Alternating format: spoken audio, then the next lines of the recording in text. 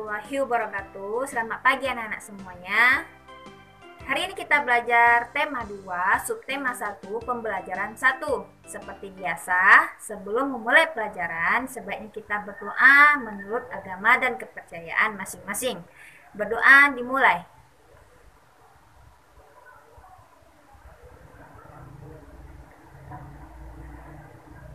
Berdoa selesai. Sebelum memasuki materi pelajaran, Ibu akan menyampaikan tujuan pembelajaran. Tujuan pembelajarannya bisa anak-anak Ibu baca di samping Ibu. Sudah dibaca? Baiklah. Materi kita hari ini adalah pada subtema 1, judulnya yaitu Rukun dalam Perbedaan. Ada gambar seorang anak perempuan yang sedang memegang tonggak dari sebuah bambu. Dia menunjukkan bentuk kepeduliannya terhadap proklamasi negara Republik Indonesia. Proklamasi kemerdekaan menjadi tonggak sejarah bagi perjuangan bangsa Indonesia. Meskipun terdiri atas suku yang berbeda, rakyat Indonesia bersatu dalam memproklamirkan kemerdekaan negara Indonesia. Sekarang Ibu tanya, pada tanggal berapa negara Indonesia merdeka, Nak? Ya, betul. Pada setiap tanggal 17 Agustus, rakyat Indonesia selalu mendengar petugas upacara membacakan teks proklamasi. Sebagian rakyat juga bisa mendengarnya dari radio atau dari tempat lain. Teks proklamasi yang dibacakan memiliki sejarah bagi bangsa Indonesia. Teks tersebut adalah teks proklamasi kemerdekaan negara Indonesia. Berikut ada sebuah teks proklamasi. Ibu akan membacakan teks berikut dan Ibu harap anak-anak di rumah ikuti cara membaca Ibu membacakan teks proklamasi. Proklamasi. Kami, bangsa Indonesia, dengan ini menyatakan kemerdekaan Indonesia. Hal-hal yang mengenai pemindahan kekuasaan dan lain-lain diselenggarakan dengan cara seksama dan dalam tempo yang sesingkat-singkatnya. Jakarta, hari 17 bulan 8 tahun 45. Atas nama bangsa Indonesia, Soekarno-Hatta. Sekarang ada pertanyaan. Apa yang kamu ketahui tentang teks tersebut?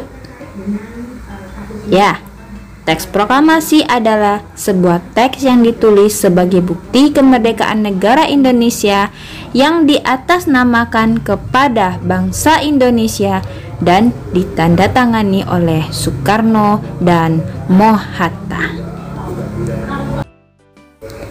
Selanjutnya, hal lain apa yang ingin kamu ketahui tentang teks tersebut? Silahkan pikirkan jawabannya.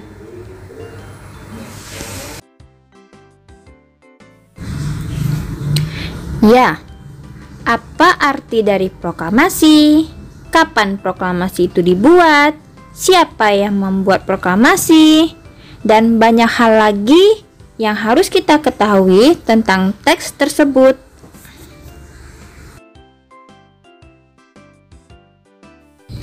Setelah menjawab pertanyaan tadi, sekarang bacalah teks berikut sebagai informasi tambahan tentang sejarah teks proklamasi. Silakan baca dalam hati.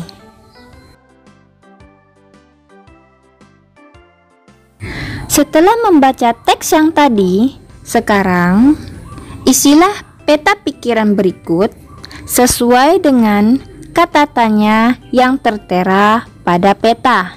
Ingat, setiap kata tanya memiliki fungsi masing-masing.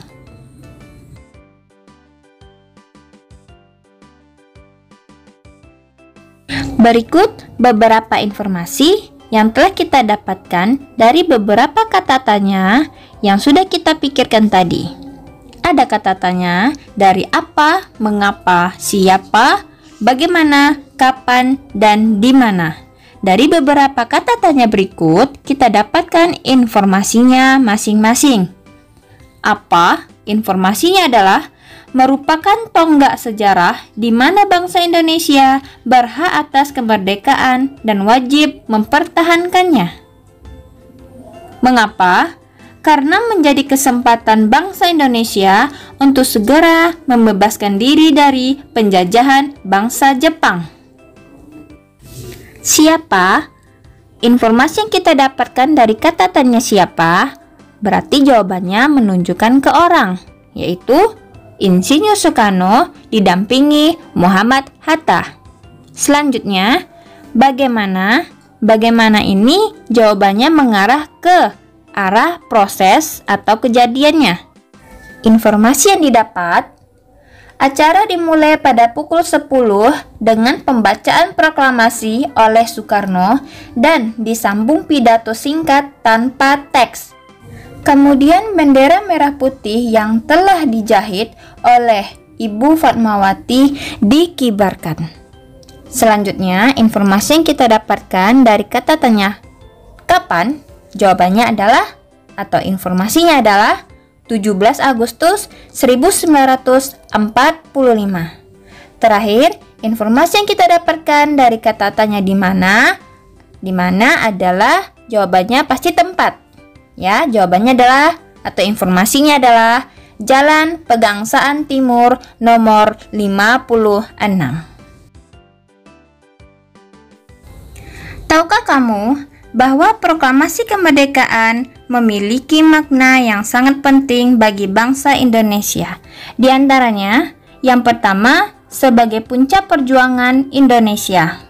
Bangsa Indonesia telah dijajah selama bertahun-tahun oleh negara-negara Eropa sampai ke Jepang. Penduduk dengan latar belakang yang berbeda bersatu untuk melawan penjajah. Proklamasi kemerdekaan merupakan hasil dari perjuangan para pahlawan. Yang kedua, pengakuan kepada dunia luar. Dengan membacakan teks proklamasi, Indonesia mengumumkan kepada dunia luar bahwa Indonesia adalah negara yang merdeka. Pengakuan ini, nama lainnya adalah de facto. Diikuti oleh pengakuan dari negara lain, namanya de jure. Yang ketiga, menaikkan martabat bangsa. Pembacaan teks proklamasi memberikan pesan kepada negara lain bahwa Indonesia adalah negara yang bebas dari penjajahan, negara yang memiliki martabat, dan negara yang mandiri. Keempat, perjuangan sebagai negara baru. Indonesia adalah negara yang dibangun oleh rakyat dan untuk rakyat. Negara Indonesia adalah negara mandiri yang tidak tergantung kepada negara lain. Terakhir, yang kelima, tonggak sejarah negara Indonesia. Pembacaan teks proklamasi merupakan awal dari masa kemerdekaan Indonesia yang terbebas dari belenggu penjajahan. Nah, sekarang dengan adanya pembacaan teks proklamasi, berarti negara kita sudah merdeka. Dengan negara kita sudah merdeka, berarti kita harus beradaptasi dengan keadaan kita sekarang. Kita tidak perlu dijajah lagi oleh para penjajah kita, dan kita harus selalu mempunyai jiwa semangat dan jiwa pantang menyerah. Masih ingat gak anak-anak ibu dengan pepatah? Di mana bumi dipijak, di situ langit dijunjung. Pepatah ini mempunyai makna apabila kita berada di tempat yang baru, maka kita perlu menyesuaikan diri dengan keadaan setempat agar kita bisa diterima dan hidup berdampingan dengan damai. Hal ini juga berlaku pada tumbuhan, ya, agar keberlangsungan hidupnya terjamin. Maka tumbuhan harus mempunyai jiwa adaptasi terhadap lingkungannya. Sekarang, ayo mengamati. Bacalah teks berikut dengan cermat. bunga teratai. Tahukah kamu bunga teratai? Tanaman ini tumbuh di air. Agar dapat menyesuaikan diri, tanaman ini memiliki akar di bawah air. Tangkai daunnya tumbuh menjalar sehingga daun teratai dapat mengapung di air. Daun teratai bundar dan lebar, fungsinya adalah agar daun dapat menyerap cahaya matahari sebanyak-banyaknya. Hal ini akan berdampak saat penguapan air dan berfotosintesis. Daun teratai memiliki larutan yang bermanfaat sebagai pembersih daun. Teratai memiliki batang dengan rongga di dalamnya. Rongga ini berfungsi untuk membawa oksigen ke batang dan akar. Meskipun akar berada di dalam air, akar masih tetap dapat bernafas. Sekarang, Ibu mau nanya, bagaimana bunga teratai beradaptasi dengan lingkungannya? Ayo, coba pikirkan jawabannya. Apakah anak-anak ibu sudah dapat jawabannya?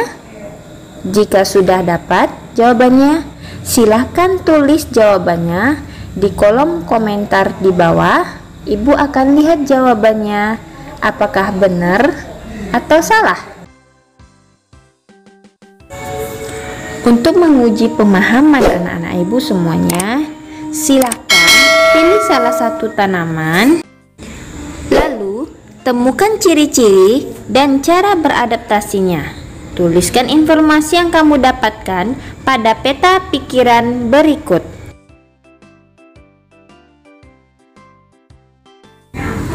Seperti tumbuhan, manusia memiliki cara berbeda dalam beradaptasi. Perbedaan yang ada bukan untuk dipermasalahkan, namun untuk disyukuri. Tuhan menciptakan kita berbeda-beda agar kita saling mengenal dan saling menghargai. Perbedaan merupakan anugerah yang diberikan Tuhan kepada kita. Jadi anak-anak ibu, apakah sudah menghargai perbedaan yang ada? Jika sudah, silahkan tulis di kolom komentar di bawah ya. Demikianlah pembelajaran hari ini. Semoga anak-anak ibu semuanya bisa lebih memahami materinya dengan sering membaca buku di rumah. Ibu akhiri, wassalamualaikum warahmatullahi wabarakatuh.